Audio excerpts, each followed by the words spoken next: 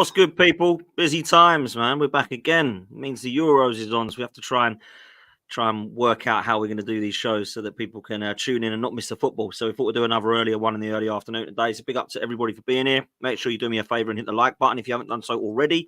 Make sure if you're watching on catch up that you do the same thing. Hit the like and subscribe. It's absolutely free. We're on our way to 40k, people. So we want to try and get to 40k. In fact, our target will be 50k by the end of the season. And that's the end of this coming season. So that's going to be the new target. So let's try and make sure that we can help doing that. All you got to do is click subscribe. It's absolutely free. And hit the like button, which is free as well. Judges, what you saying, mate? You good? Yeah, all good, all good. Football weren't great yesterday, was it? I have to say, I thought they were two pretty poor games. But Belgium, well, with all those players that they've got, are out. Lukaku didn't look the same player as he's been in the last couple of games. I thought he's looked a bit dangerous, but he come up against. I can't think who the defender he come up against. It'll come to me in a minute. But he looked very, very good. One mistake, his teammate got him out of it. But yeah, France went through, and then, well, I have to say, Portugal. A lot of people are sort of tipping, and they down to do well in this tournament. Struggled, just like England, struggled to get through and had to go on penalties, and it's unbelievable. He's having a conversation about Diego Costa, weren't we, yesterday? I know that Arsenal have now activated the Raya clause, but you saying that's the goalkeeper you go to. And I was round Julian's for his birthday yesterday, and he made that save, and I said, "Do you know what, Dan has said that's the goalkeeper that Arsenal should get, like, you know what I mean?" And then 2 minutes later, you text and said, "I told you." It was unbelievable, but. Unbelievable timing, like, yeah. Unbelievable time. Made a couple of good saves and obviously 3 in the penalty shootout as well.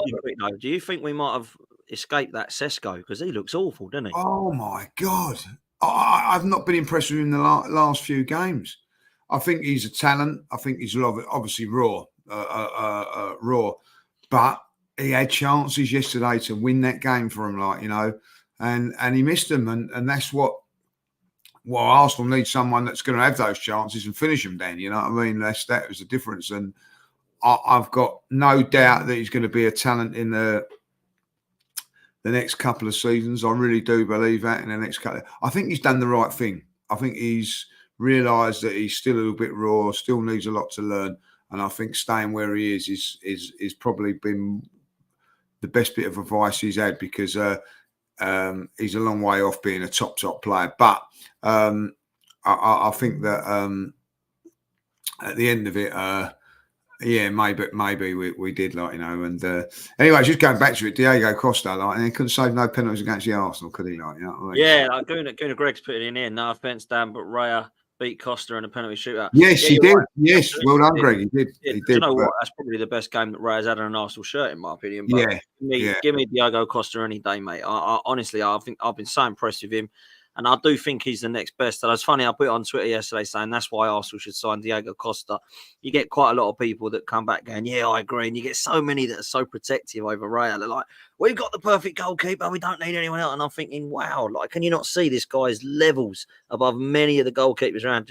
There's a guy who commented, I know Mohamed Salah, who mentioned, he said, mate, he said this goal, and this is a Napoli fan, by the way, says this goalkeeper is going to be the best in the world. Everything sticks to him. Makes his body big, and he will be world class. And I totally agree.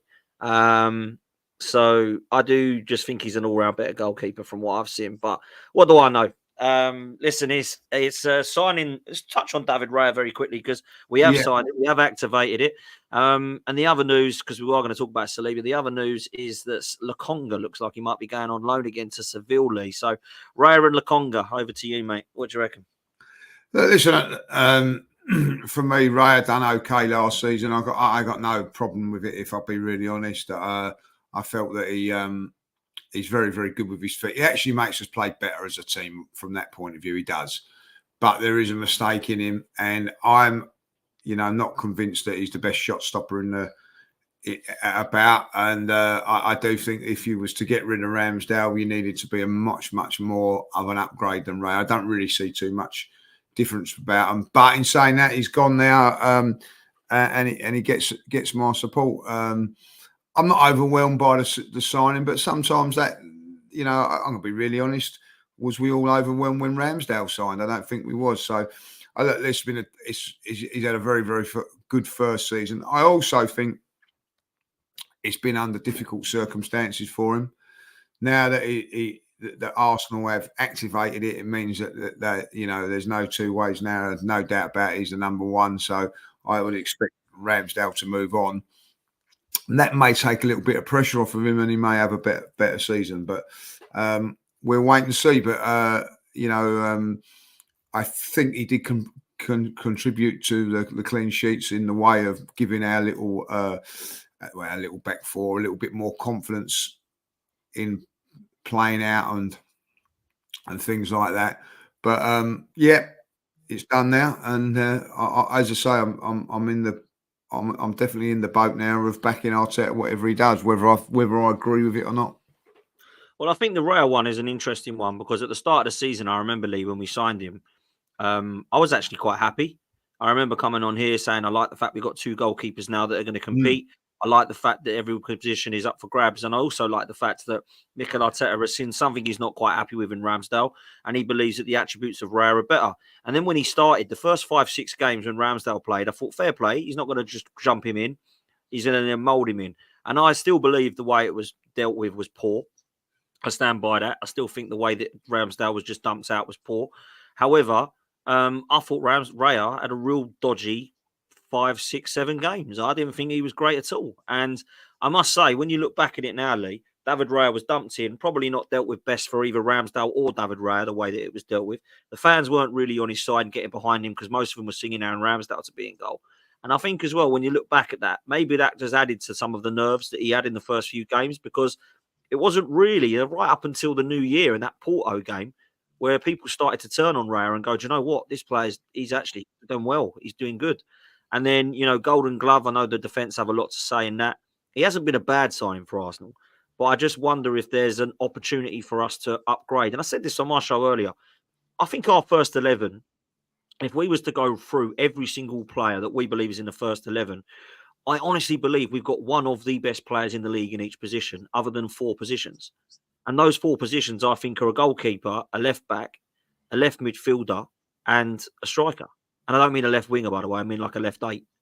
And I think those 4 positions, if you bought a left 8 and a striker, a left back and a goalkeeper, people then can't start to look. And that depends on what Timber does, of course, because I rate Timber. But I think you will always look at those and go, good goalkeeper, Raya, but he's not as good as Martinez, Alisson or Edison. I think you'll look at Zinchenko or whoever our left back is and go, good left back, but not quite as good as Andrew Robertson. Likewise, the strikers, you'll always compare them to Haaland. You'll always look at the midfield and go, not quite a Gundogan or someone. So I think when we look at it, they're the positions we got. And I think Raya is one of them. And that's all I'm saying. I'm not saying, oh my God, I'm devastated we've signed Raya. Hell, we doing? I actually think it's a good signing and he's done well for us. But I'm just wondering if there's a goalkeeper out there that we can upgrade on. And that's all I'm saying. I don't think that's a bad thing to say, Lee. I don't think that's negative, you know. No, I totally agree with you. I do agree with High Tech J when he's saying like that penalty shootout made us fall in love with Raya. Yeah. And I think that he did. I think that was the moment that fans were convinced that that was it, you know, and I totally get that. But then for me, you know, him coming running out of his goal against Bayern Munich cost us dearly in the first leg. You know what I mean? We was totally in control of that game, and Raya comes out and makes that mistake. You know what I mean? Listen, if it weren't for Raya, we could be all having T-shirts with Tottenham 0, Arsenal 6 on them, or something like that, like and singing the song. You know what I mean? Like, who put the ball in the Tottenham net? Our backing team did. We could be singing that as well, like, but because of Raya's mistake, we didn't. But listen, he's done things that have been good for us as well.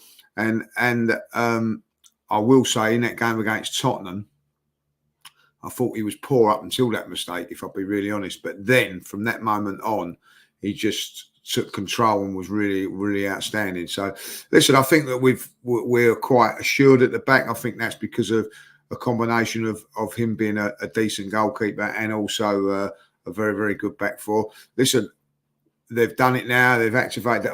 It's a little bit like they've always wanted him as their number one. I think he's always been the first choice. They've got him now, and that's it. And we move on from there. And but I don't think you're negative saying that. I really don't. It's funny when you could say that about Kai Havertz, who that I really, really rate. But if someone was to come along there, like no one would be upset about that. If we sign an Osimhen or someone like that, I don't think we'll all be saying, "Oh, feel sorry for Kai Havertz." You know what I mean? Like it is football.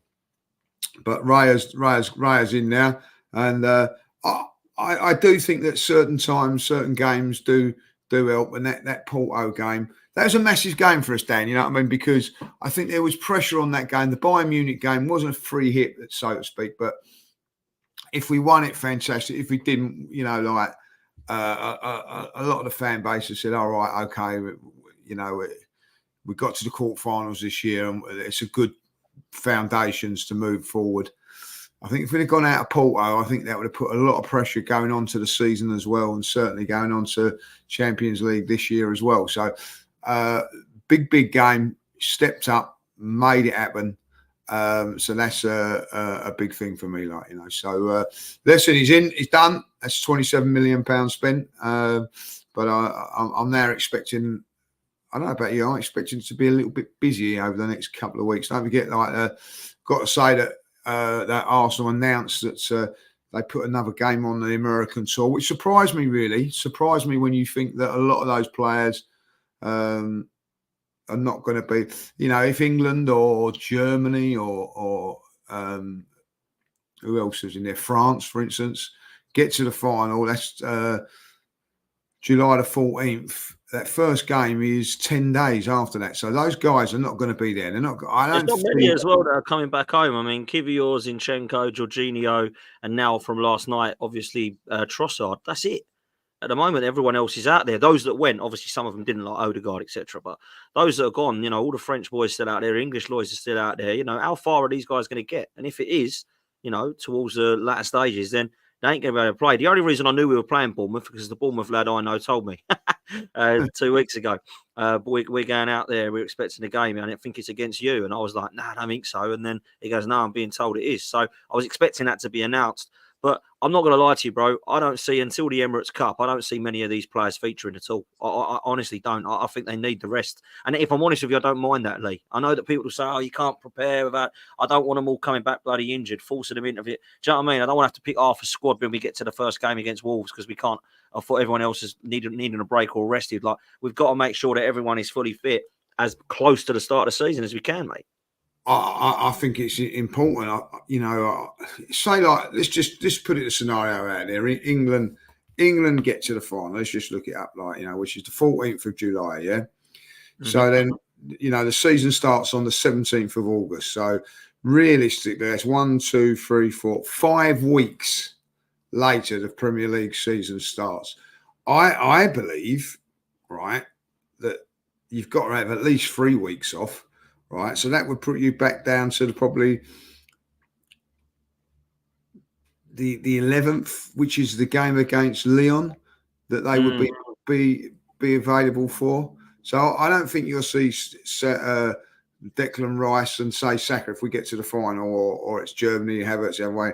I don't see them participating in any sort of friendly until the 11th of August, which is 1 week before the season. So I don't see them travelling to America. And with that American trip also, it does tire you out, you know what I mean? Like, especially, I think they've learned a lesson. They're going out to LA first and then over to Philadelphia, stopping at Philadelphia. So the time difference is not so knackering. But I don't see any of those players that are in the Euros now. I think maybe the ones that are in the Euros now. Don't forget, you've got the guys from Brazil as well, that are out there. That will finish around about the same time. I think same time as well. So I don't see none of them. Maybe the ones that are out of the competition now, maybe coming into the latter part of it, going out there but not playing from the first couple. But I don't see any of the boys being out there for the American trip. It's really interesting to see how they go about this over the next few weeks. Because I look at Declan Rice and I look at Saka. You know, it's going to be, you know, a long, tough season coming up, and they're two of our very, very key players. So, you know, they've got to be looked after, I think, really, really looked after. And at the moment, the way the squad is at the moment, I don't think they will be able to look after unless we make some big signings.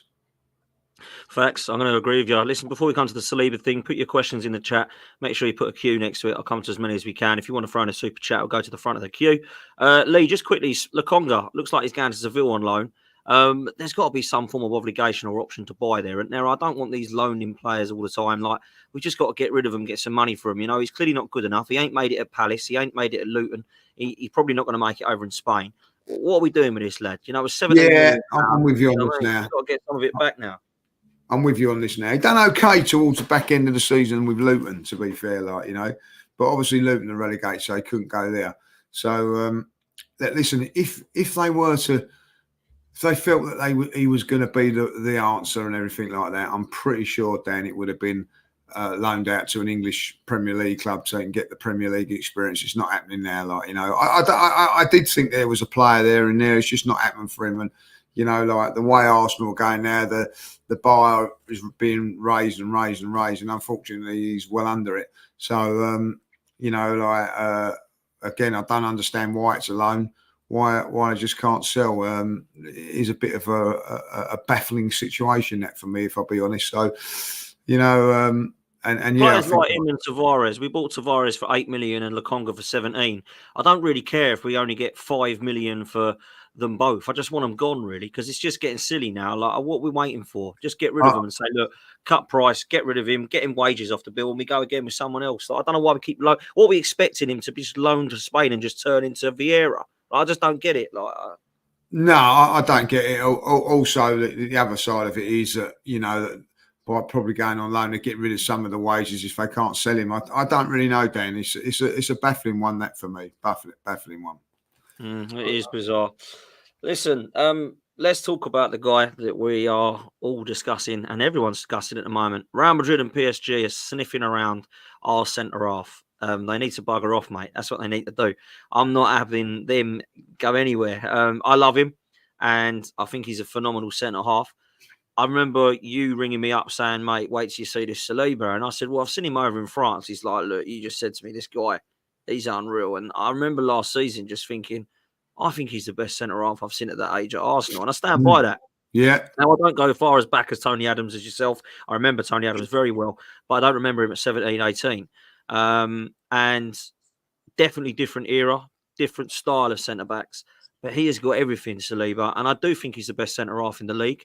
And I think that he's one of the best in the world. I don't think there's many at the moment that would disagree with that, Lee. I think you can sit there and say, well, what's he won? He's just started his career. Fine.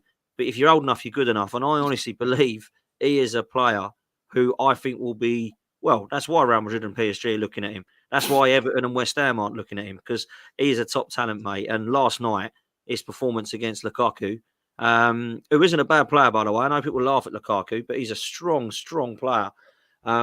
Very impressive again, Lee, from Saliba. Very impressive. And also what's more impressive about it is playing on the left side of that defence as well. You know, where when at Arsenal he plays on the right-hand side of the defence. So it doesn't matter what side you play him, he's comfortable and he's a class act, you know. And also when you look at it, like he's the less of the two experienced players in him and Upamecano. Is that his name? Upamecano, yeah, nearly. I nearly got that. But he's the one that goes to the left hand side of it, like, you know. So you know, listen, I think that we know that how good he is. The trouble is now the whole of Europe's getting to know it now because of these championships. Hasn't really been under the radar, I suppose, a little bit in international football by not playing for France. Listen, there's no way he could have left him out no more. Whether he wanted to or whether he didn't, he had to bring him in because he's that good. And he's proving it now. He's proving how very, very good he is. I think someone said in the chat, "What's he worth?" And priceless. I don't think no one could afford him at this moment in time because he's just got everything. He's young. He's got pace. He's got power. He's got ability to play the ball through the lines. He's the one that starts off a lot of the attacks for France by going in past the first press. He doesn't panic. He picks the pass. He's a very, very good, skillful player as well. And listen, Dan, there's not many. I've seen a lot of players at Arsenal, watched a lot of football.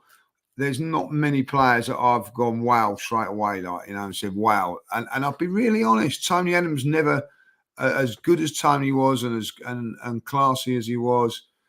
I never watched Tony Adams thought, wow, he's going to be the best player in Europe and best central defender. I knew he was going to be good. But would you say that at one stage, I think 96 to 98, Tony Adams was in the top 4 or 5 defenders in the world? I'll probably go along with that. But I think that Saliba's in that very, very younger age as well. I haven't seen no one better than him at his age. And I include Van Dijk in that, who was playing for Celtic probably at that time. And nothing against Celtic, but you know what I'm saying. This is a guy that's come in at 21 years of age and has just took the Premier League by storm. And I think that he's been outstanding. And what an absolute tournament he's having. I think everybody's going on about Gay or how great he is and all that. Like Saliba is, doing so much better. In a poor French team, I have to say this, Dan. I have not been impressed with France. The only player that's really impressed me with France is Saliba. I think Saliba has been outstanding. Even Mbappe's been a little bit quiet, hasn't he? Mbappe hasn't really done it yet. Very quiet by his standards. Dembele, I've never been a real lover of him. He's been dropped now. Griezmann is a good player, but he's coming towards the end of his career. Kante, he's played very well, Greg. He has, in 33 years of age, he's played well in the midfield for them, He's got to be one of my favourites ever. I just look at him and I think, you make it so easy. Everything he does, unbelievable. He has. I think that he's come back, he's in Saudi now. Is that right? Crazy, isn't it? With winding down on his career, but he's certainly produced some performances in that, and I think that he's probably world class. Upamecano's played very well as well. It's a good partnership that France have got there, by the way. It's a good strong. Do you remember we wanted him a few years ago, Dan? But he's been poor over the last couple of years. He's been poor. Now, I wonder if his game's got better because he's alongside Saliba. Maybe that's something to do with it. I don't know. Maybe, and when we wanted him as well, believe it or not, it was when he was alongside Kenyatte, who is now at Liverpool alongside Van Dijk. Yes. Do you remember they were both at Leipzig together? So I feel like we're looking at someone now who I think everybody wants in the world, and that worries me a bit, Lee. It's good because obviously we got him. The bad thing we've got is will Real Madrid and PSG be fortunate enough to be able to tempt him? Now, it is a different knock when Real Madrid knock. Let me tell you that. It is. PSG, not really sure what's going on with them at the moment. But I tell you one thing, bro. If we don't start winning trophies, he will go. And that is the biggest problem. That's what we've got to do. That's the biggest problem. So if we go another, say next season we go trophyless again, there's going to be pressure on a manager anyway. But a few of the players are going to start looking around going, it ain't Everton, West Ham, Newcastle, and, like Brentford that are knocking here. This is Real Madrid and PSG. We can go and be guaranteed league titles over there and Champions League as well. I mean, both teams have done well in the competition. PSG obviously yet to get across the line with it, but they've always there or thereabouts. Real Madrid, I mean, they've won it in the last 7 years. They've won about 5, haven't they? So it's going to be a different knock, mate. And I do believe in 2 years' time, I don't know what you think about this, Lee, but I think in 2 years' time, if we finish trophyless, we're going to have a couple of players that we're worried about. And that's why it's vital for us that we got to get across the line. Now, I hope that we do get across the line with a few. Trust me, I've got to be seeing us winning trophies. And if we don't, are we going to be in a position where probably a decade ago, Cesc Fabregas and Robin van Persie were knocking on the same door saying, what's happening here then? When are we going to win? I just don't want that to happen to be us, Lee. So that's why the only problem I've got is if Arsenal don't start winning trophies, then I can understand why Saliba might start getting itchy feet. Exactly that, and that is the problem. But that's what happens with success. When you get success, you've got to nail it. Like, I remember in '98, and then particularly even in 2002, 2004, like Real Madrid come knocking for Patrick Vieira. Patrick Vieira was the best midfield player in Europe in that position at that time, and that it was like what can I say, like panic stations every summer, like, you know what I mean, because he weren't going to go. The difference though was we were winning things then, you know what I mean. We was winning titles, we was winning FA Cups, and we was challenging. So I think that's what we've got to get ourselves into that position now where we do start to win and not only win the title, like doing well in the Champions League as well, because for the European player, that's a big thing as well. I don't think that we're a little bit more blasé about it like over here. Do you know what I'm saying? But like in Europe, it's a big thing. So listen, I think that this is a massive win. I said it's a massive window for Arsenal. We've got to get this one right. I think that they will, but I do think that Saliba is all right for the next couple of years. I think even when he signed his new contract, there was team sniffing, but he's always, he's a big Arsenal fan as well, so that does help. But I do think that at the moment he'd be sitting there and thinking to himself, I don't really need to go anywhere. I've now broken into the French team. I'm regular in the French team because of Arsenal. I'm playing well for Arsenal. We're challenging. If we start winning, I don't think it's a problem. But you're right. In the next couple of years, if it doesn't happen, then he might just get his head turned, and we don't want that. No, we don't indeed. Contract runs out in 2027, so we're safe for now. But of course, when it gets towards that 25-26 season, we are going to look and then take a look at potentially having to renew it again just so he stays. But we shall see what happens. Let's take some of your questions. Always like to do this. Just throw some questions into the mix. This one comes in from Ash. Big up, my bro. He says, what's your thoughts on Zinchenko? He didn't have a very good Euros. And the end of last season, I think Arteta didn't really trust him. Would you sell him? I'll take that one. I would. But I would only sell him for the right price. I wouldn't give him away for like 10, 15 million, but I certainly would be considering anything that we bought him for and above. If we got 27 million, 30 million, I'd go, yeah, go on then. Because I don't feel like Zinchenko's trusted by the manager anymore. And I just think that's been proven by the fact that he was hardly playing last season. He was playing Kivior there ahead of him. He was playing Tomiyasu there ahead of him. Timber is going to start there. And I think along with Tierney and Tavares, probably going to be the players that you'd look at selling if we were to be bringing anybody out of Arsenal, Lee. I don't know what you think on Zinchenko, bruv. I quite like Zinchenko. I think he's just had a little bit of a poor thing. I think like injuries didn't help, but he needs to have a real good pre-season, get himself very fit. He didn't have a pre-season last year. I remember him being on the American tour, never getting 1 minute out there. So I do think that you need that, that in your legs. But if a massive, I'm with you on that. Like, sometimes you don't like to see players go, but if a massive offer comes in, then I think you're going to have to take it. But only if it's a massive offer, like, you know what I mean. That's how I see it. Interesting. This next question comes in from Luke, and he says, I spoke to a few Arsenal fans. They think Gabriel had a better season than Saliba. What do you guys think? I do. I actually do think Gabriel had a better season. They were both exceptional. But I do think that maybe Gabriel just shaded it. Yeah, I think so. I think they complement each other, Lee. I remember there was a game where I think Gabriel had made that mistake. He might have even been Bayern Munich or one of the games now in the evening, and Saliba mopped up behind him. And then the same thing happened in a reverse fixture where Saliba had made a mistake and Gabriel was there. And I just think that shows the telepathy and the togetherness is there, mate. The understanding is there. So I think these two are going to be very, very good for Arsenal in the coming future. And they're still so young. Gabriel's only 25, I think, and Saliba's 22. So we've got a positive future if they stay at the club.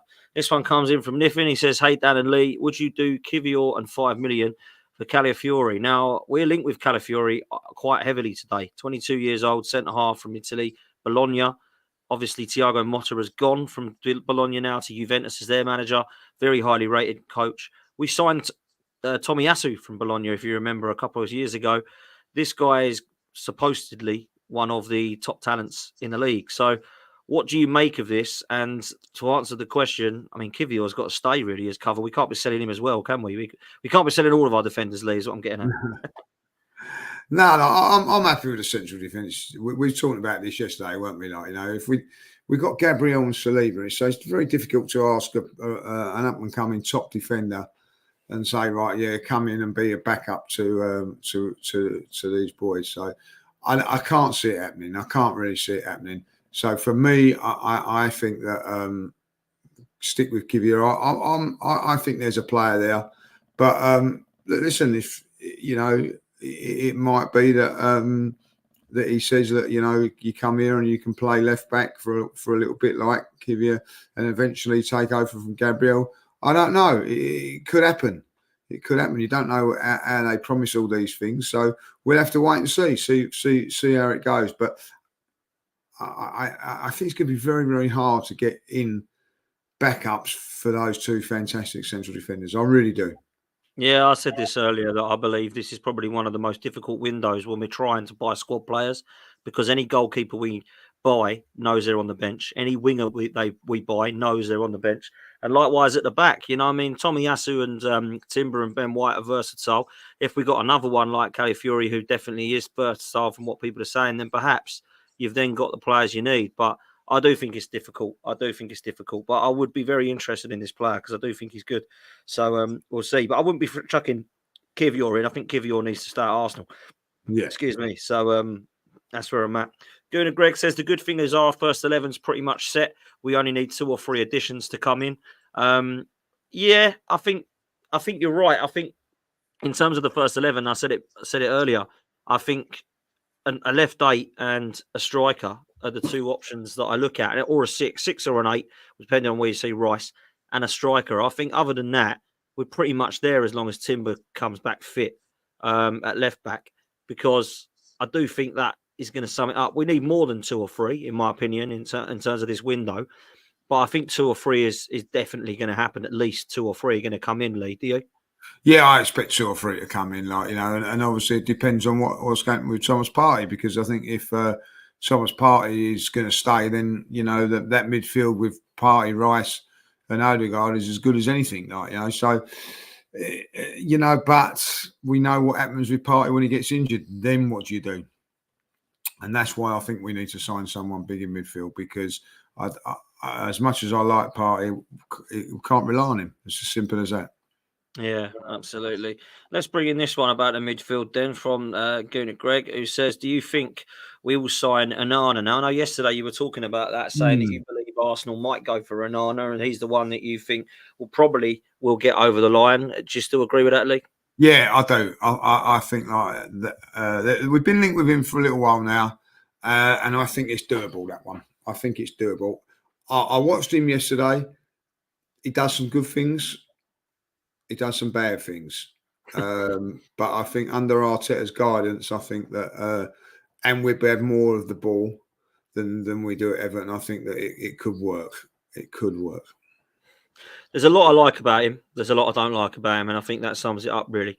I like the fact he's 23 and he can grow. I like the fact he's got physical attributes. I just don't like, when I look at him, he doesn't wow me, Lee. Now, maybe that's not a bad thing, but some players didn't wow me in the Arsenal side that have gone on to have unbelievable careers. Edu and Gilberto didn't particularly wow me, but they were unbelievably good and underrated.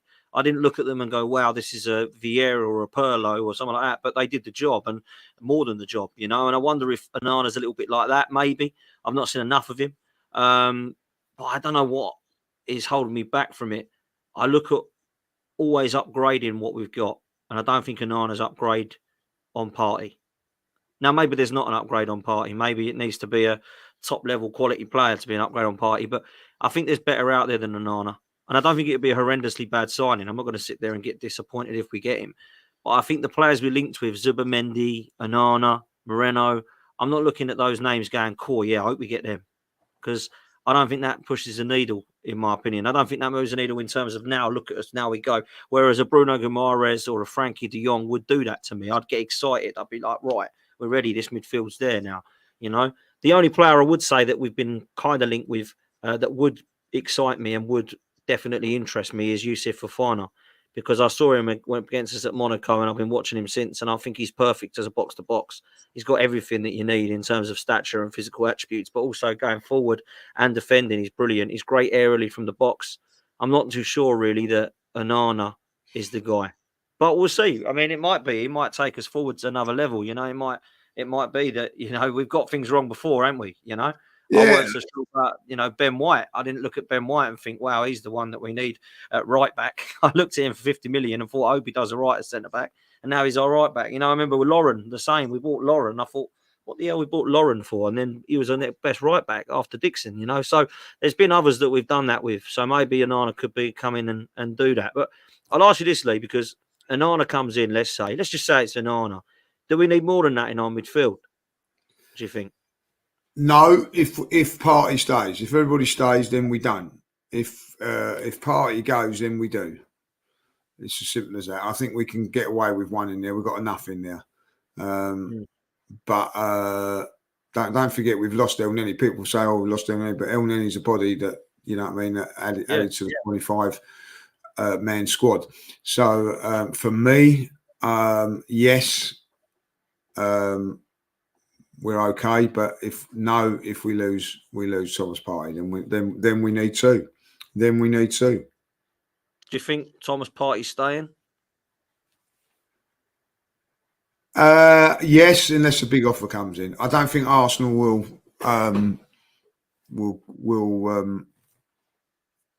what's I say, like, they won't buckle to a small offer. I think they will do for a big offer though. Okay, interesting. I think if Saudi come in, I think Partey will go. It has to be 40 million or something like that. Yeah, something like that. And I think that, I think Arsenal will buckle. Even though I don't think they want to sell, they will. Yeah, interesting. Somebody's asked about Kefren Turam, another player I really like over at Nice, 6'4", box-to-box midfielder. Can play in the 6 and the 8, but he's definitely more of a box-to-box from what I can see. His passing range is good. He's strong. He's physically demanding. And I think, along with Youssouf Fofana, one of these two, if not both of them, would be very, very good in the Premier League. I'm not sure. I think Newcastle will link with him. Liverpool will link with him as well. Arsenal definitely looking at Turam and Fofana last summer, so maybe we'll look at him this summer as well. And I think it's two players that should be playing elsewhere, not at Nice and Monaco, in my opinion. I think they're definitely good players. As Hobber said here, he is a beast.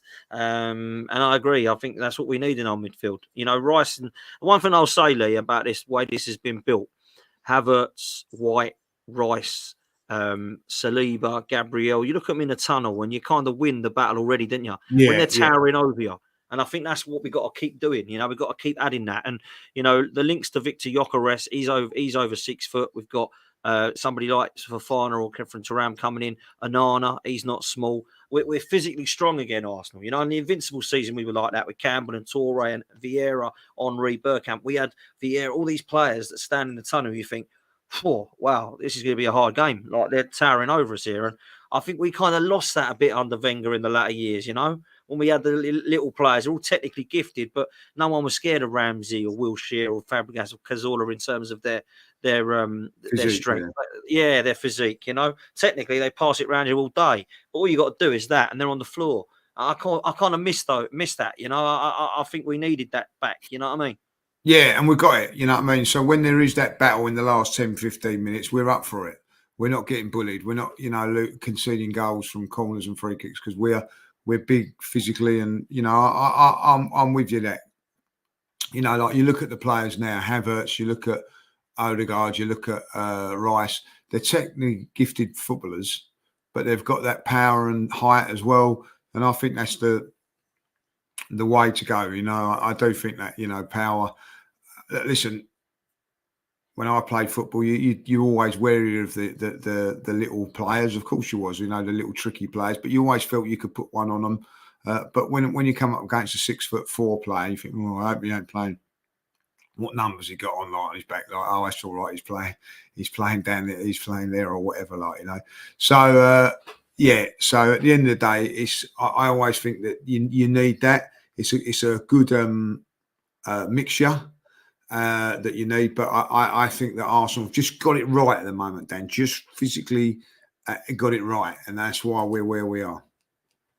Absolutely. Listen, I'll finish the show by asking you about Bukayo Saka's position, because we all know he's going to start again on the right. Would you like to see Gabriel Jesus over there more if he stays? That's my first question. And what sort of player do you think we need to bring in? Excuse me, if we are going to bring in a player to cover for him, Lee. What are you saying? That's a brilliant thing. That's because I think I like to make that decision after the American tour, because Jesus is going to be playing on most of that because he's not about in none of the tournaments, and I've seen all the videos of him working hard. He needs to come back and be really fully fit, and not worry about that knee injury. If he is, and he's pain-free, we've still got one hell of a player on there, like, and that can play on the left and that can play on the right. So I think at the end of it, maybe they're just waiting to see what happens with Jesus before they make a decision on that. But yeah, for me, I got no problem seeing him on the right hand side a lot more. I look at it and I think that it's very, very hard to replace. When everybody goes, "Oh, give Saka a rest." When Saka's not there, "Oh, we miss Saka." So it'd be really interesting to see what happens there. That, you know, Saka for me is still a top player. He's getting a lot of stick at the moment. I don't understand why. You know, everybody's sort of giving him that lot of stick. I think again he was not outstanding for England the other day, but he was one of our better players.